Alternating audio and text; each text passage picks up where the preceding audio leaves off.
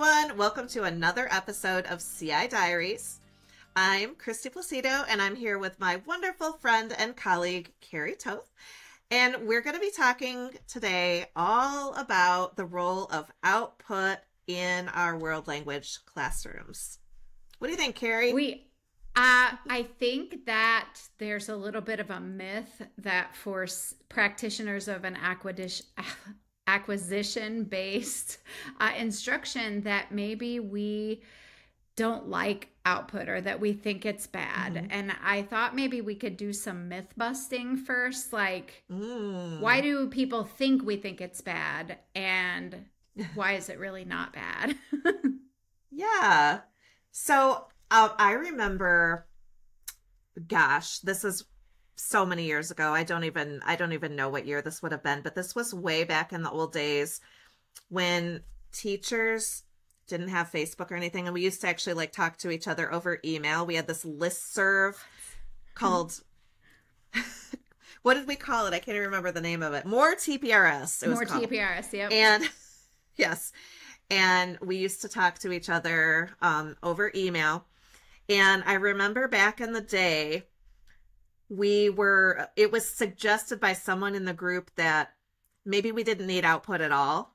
And there was this whole group of teachers that decided that we were going to try to go all year without having our students produce any language at all. And then we were going to evaluate their skills at the end of the year.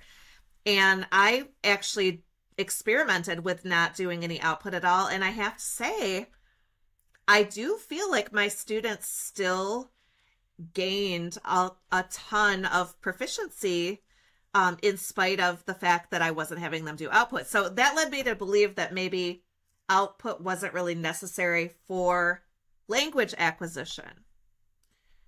But I still think it has a role. And that, I think, is where the myth is. It has a role, but it isn't to acquire. And I think that's where the myth hits us, is that when I say I don't think it helps them learn or, acquire language, they can maybe learn to perform better, but I don't think it helps them acquire language to be outputting it. I think that's the myth. I don't think output is bad at all. As a matter of fact, I love to hear my students use language. When I taught with kind of role play type thing, did you ever do? I don't think you ever really did that. I used a textbook that had a lot of role plays, like you be student A, you be student B, and you have this conversation. I think in the end, then I would say, okay, now you have to make your own restaurant. And they would look in the dictionary. That's how old I am. Yeah. We had dictionaries back then. They would look in the dictionary to find the words. And then when they read them to the class, nobody understood them because they had looked up all the words. Whereas now, if I have a conversation in class and they're just producing the language that flows out of them, it's so much more enriching for all of us that they are using what they've acquired and not what I'm pushing them to use before they're ready. Right. But the difference is you're not having them do those conversations with the idea in your mind that, oh, once they've had this conversation, they've now done some additional language acquisition as a result of that conversation. Would you agree with that statement? I do agree with that. And we just had, in Spanish too, I call it Discussion Thursday. We sit in a big circle and I let them lead a group discussion. We're actually reading your book, Ropo en la Noche. They're really loving it. They love to hate Juan Carlos. And so they led a discussion for 40 minutes in class yesterday about we had just finished chapter 7. So they were talking about all their favorite parts and their least favorite character, and everybody except one boy who really loves Juan Carlos's cruel side. Everyone else is totally anti Juan Carlos, but it was so fun to hear them asking the questions. Sometimes I would stop and think, what did you just say? But then another kid, I'd call on somebody to answer it. And then I would pick up on what their question had been. So it was so good. And they're Spanish too. And they had a 40-minute conversation where they were all active participants. Yeah. And that's satisfying to be able to do that. It is. Right? I mean, but it was at the end of a unit. So I feel like Yeah. I feel like we need to kind of reframe the way we think about output. Like, Yes. it's not bad. It doesn't Mm-mm. necessarily, it's not really necessary. You can acquire, I mean, there are tons of people in the world that have acquired languages just by watching TV and listening to music. So, I mean, it is possible to not ever productively speak or write in the language and still acquire it. So I've been how do reading we Fluency Matters reframe our readers. thinking? Yeah, I I know learned you've gotten French. really, really great at French.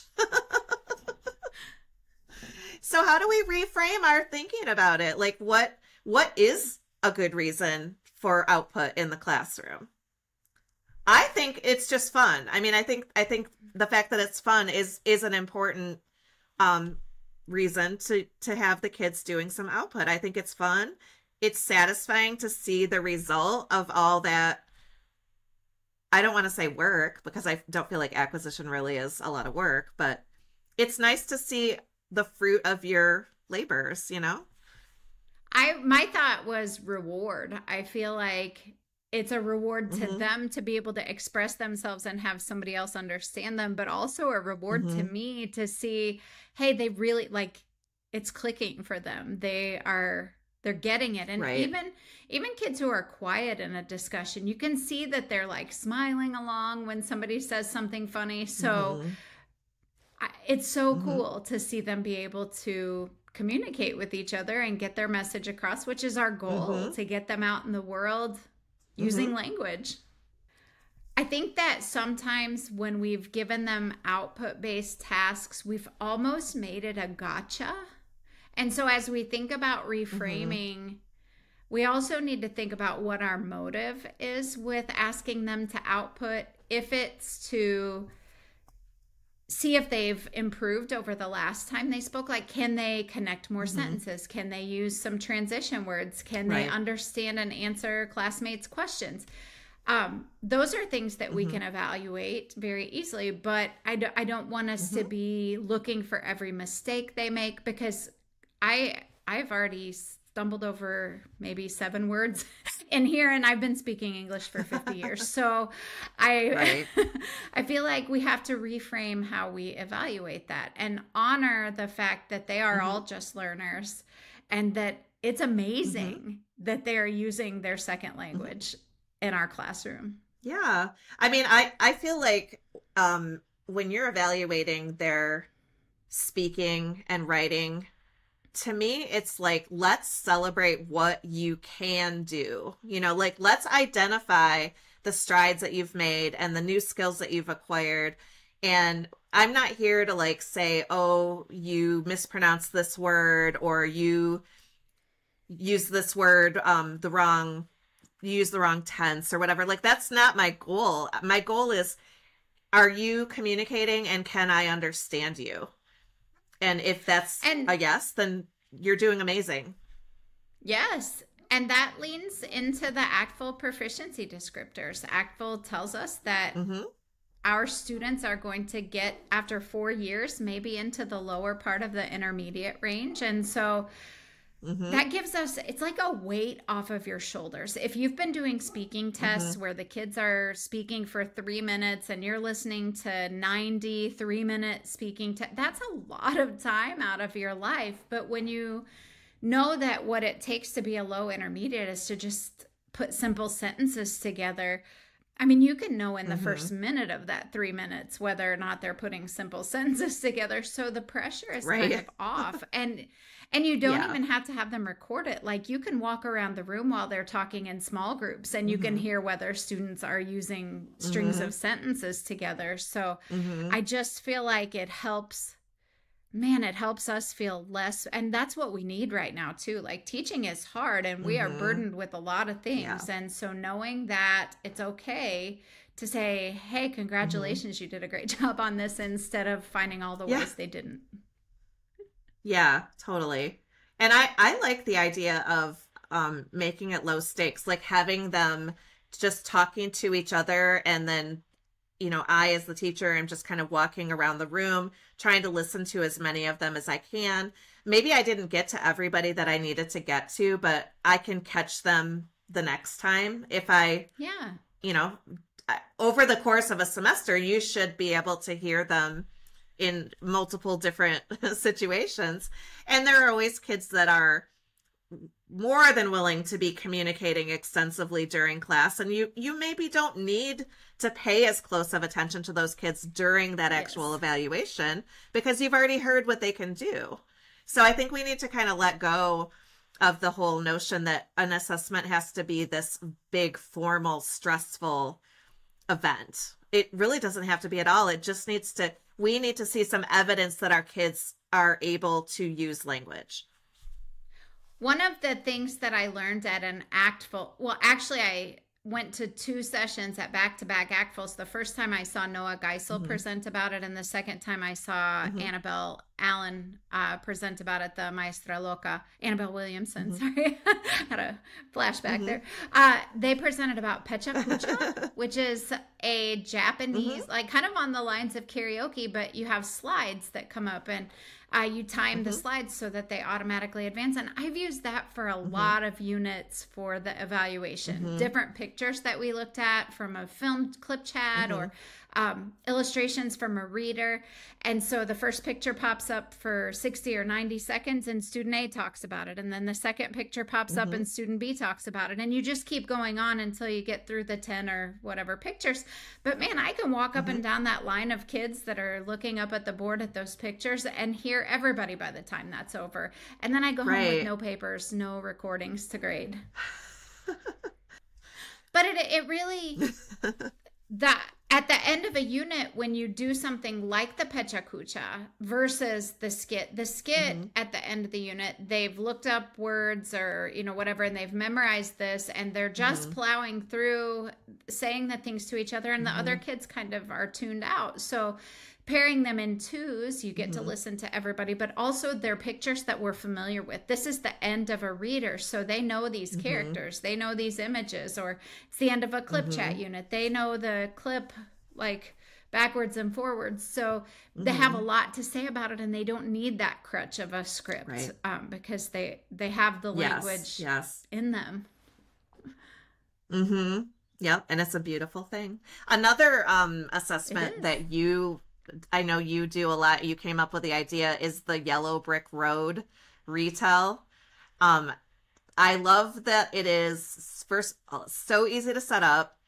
The kids are all doing something all at the same time, and as a bonus, they're like up and moving around, and it doesn't feel like a formal, scary assessment. Would you like to talk about that a little bit? I think that's such a great way to do an assessment. Well, it's basically a paper version of the same Pecha Kucha idea. You have the images, but they're printed out and they're on the floor, and the students are in pairs and they stand on either side of an image. So not everybody's going to start at the beginning of the story. I can only have one pair start at the beginning of the story. The others have to start at different times along the line, but then they tell 60 seconds. The first student talks about the picture they see, and then they move forward a brick and they talk about the next picture until they get back to where they started, and then they've retold the whole story. Yeah, and that's so cool. I did something kind of similar, and actually I did this last year when we were reading Robo and La Noche. I had my students make some little kind of like collaborative murals. And we were at the end of the book, and I had them get into small groups. They had to draw kind of a scene they were each assigned different chapters, and they had to draw a scene. And then I had them hung up in the hallway, and they had to go around in their small groups and look at 3 other groups' scenes. So they were from all these different chapters, and they were assigned to describe what they saw in the mural, and then discuss if there was anything that they remembered from the story that they felt the artist could have included in the mural, maybe if they had more time to create it. I love that. It was very easy. Yeah, it was no prep for me. I just needed to get out markers and paper, and it was beautiful. Honestly, it was such good communication, and it just made my heart happy to hear them doing that.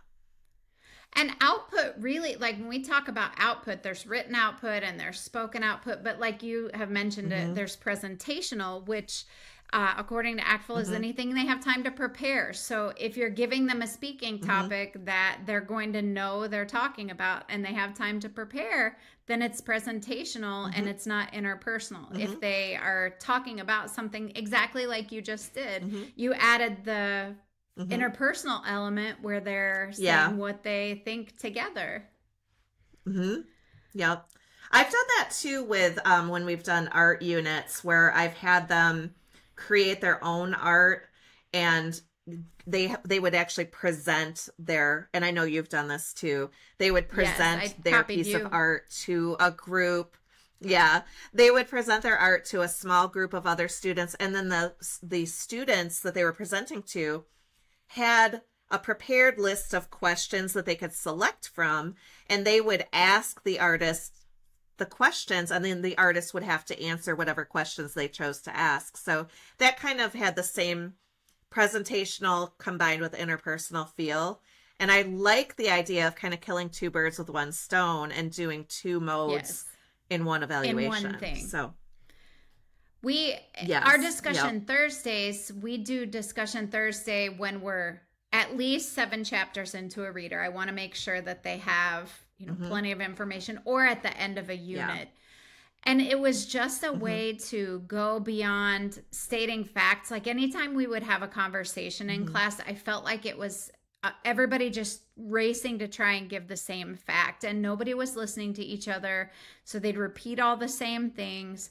So I started giving them different point values. If you do a fact, it's only 2 points. But if you do a question for the group, it's 5 points. And everybody that can answer that question in a different way gets 5 points. And man, it has changed the way we discuss. And they are authentically talking to each other. Yes. Yeah. That's awesome. So I guess, our whole point here is, for those that are listening out there, we would like you to know that we don't think output is bad. So if you're, maybe you're a teacher who's kind of curious about, maybe you're kind of a teacher who's curious about CI and teaching for acquisition, and you're like, but I don't want to stop doing all these output activities. It's not that output is bad. It's that you need to just reframe the way you view output. So it's not going to help your students acquire more language, but it's fun, it's satisfying, and it's a great way for you to assess the work that your students have done and that you've done. Yes. And it lowers when they're in a small group, in a pair, and they see that they can communicate with their partner. I really do think that as time goes by, they get more confident talking to me or talking to other people using target language. And so finding ways that we're not judging everything they did wrong, and we're just saying, wow, you did a really great job. You talked the whole 60 seconds. That helps them be confident to do it again the next time. And every time they do it, they're going to get better and better. Yeah. And that's kind of what we're all here for, right? We want the kids to feel comfortable using their new language. Isn't that the bottom line? Absolutely. So that's it. So thank you all so much for joining us yet again for another episode. I hope you have a little bit of food for thought. And Carrie and I will see you next time.